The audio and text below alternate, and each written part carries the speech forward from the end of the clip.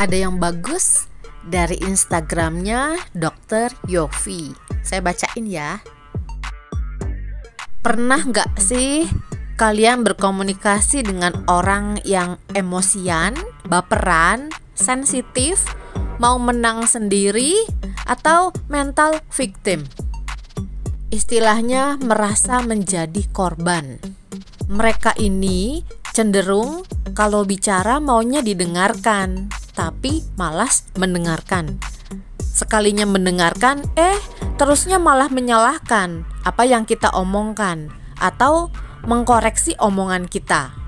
Atau bisa juga langsung come out dengan cerita dia, atau pengalaman dia yang lebih hebat menurut dia. Jadi menurut dia, komunikasi adalah tentang menang atau kalah. Nah, kalau kita merespon tidak sesuai yang dia harapkan, dia langsung merasa sebagai korban dan pasti tidak ingat kalau dia duluan menyerang kita atau omongan-omongannya itu nggak enak banget deh. Betapa tidak menyenangkan, melelahkan, menghabiskan energi, juga sering malah bikin kita emosi dan males untuk diteruskan berkomunikasi dengan mereka-mereka ini. Nah, yang perlu kamu ketahui, biasanya nih orang-orang yang seperti ini, mereka tidak mempunyai kematangan emosi. Dan juga biasanya orang yang dominan sistem limbiknya atau baperan daripada korteksnya atau otak berpikir atau otak depannya, biasanya mereka pernah mengalami stres atau trauma yang tidak terselesaikan dengan benar. Sehingga tanpa mereka sadari, mereka ada dalam respon fight, flight, atau freeze. Hal ini seperti ini seharusnya bisa dicegah dan bisa diperbaiki. Caranya, jangan pernah mengabaikan atau menghindari masalah. Selesaikan semua trauma dan emosi yang terjadi denganmu, terutama dengan dirimu sendiri. Karena masalah yang tidak diselesaikan dan dinetralkan emosinya akan menekan dan masuk ke alam bawah sadar dan akan mengaktifkan sistem fight, flight, atau freeze ini. Dan kalau kita menghadapi orang seperti ini, jangan ikutan baper. Dia nanti tambah senang dan atau malah sengaja mencari celah emosi kita supaya dia bisa lebih berdrama lagi.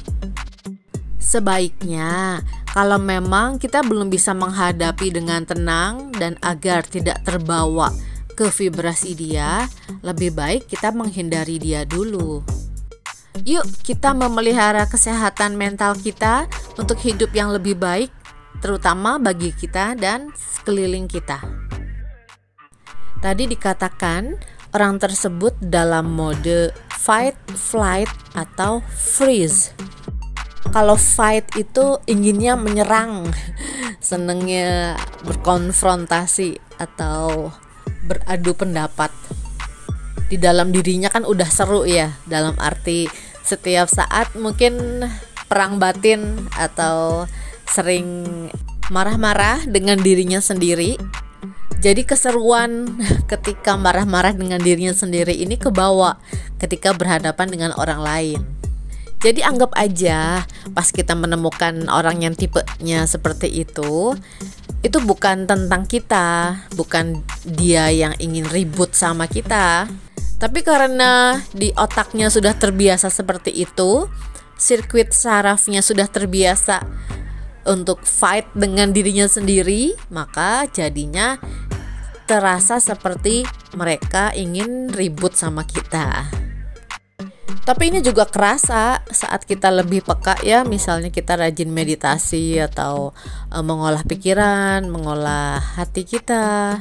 Kita jadi lebih sadar ketika ada teman yang vibrasinya nggak enak, ya kayak nggak betah aja gitu. Nah, tapi kita tetap memiliki pilihan mau menanggapinya seperti apa. Kalau kita ikut jengkel terus marah-marah juga, Justru vibrasi kita yang jadi turun ke level vibrasinya dia. Kembali ke yang tadi, fight, flight, atau freeze.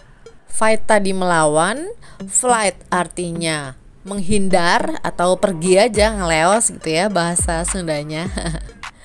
Atau freeze, diem aja.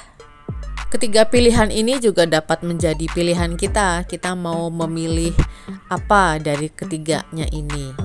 Kalau kita bisa sadar, lalu hening dulu untuk berjeda, memberi waktu kepada diri kita untuk berpikir secara logis, lalu mempertimbangkan saya mau merespon dia dengan cara apa nih, fight, flight, atau freeze, maka kita ya mempunyai kesempatan atau peluang untuk tetap mempertahankan level vibrasi kita yang tinggi. Kalau vibrasi kita tetap tinggi, impian kita tetap mendekati hidup kita. Tapi kalau kita ikutan turun vibrasinya, ya kita jadi ke level vibrasinya dia, dan impian menjauhi hidup kita. Jadi benar yang dikatakan Dr. Yofi, saya setuju sekali bahwa kita perlu untuk menjaga kesehatan mental kita, jiwa kita. Semua trauma atau sakit hati itu perlu diselami dan diobati. Kalau hanya sekedar tahu dan kita anggap itu nggak ada, maka ya itu kan sebenarnya tetap ada di hati kita dan tidak terobati. Lama-lama ya akan jadi bom waktu, atau kita jadi bisa meledak suatu saat, atau istilahnya ya marah-marah nggak jelas gitu karena ada yang belum beres di batin kita.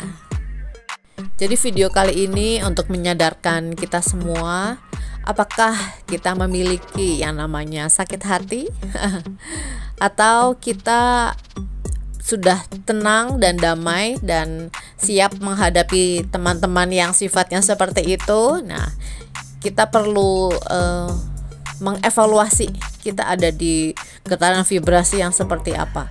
Kalau memang belum siap, ya hindari saja dulu teman-teman yang seperti itu. Karena apa? Karena kita juga berhak bahagia. Terima kasih untuk kebersamaannya. Saya Vita Mindset Trainer. Jiwaku mencintai jiwamu. Semangat!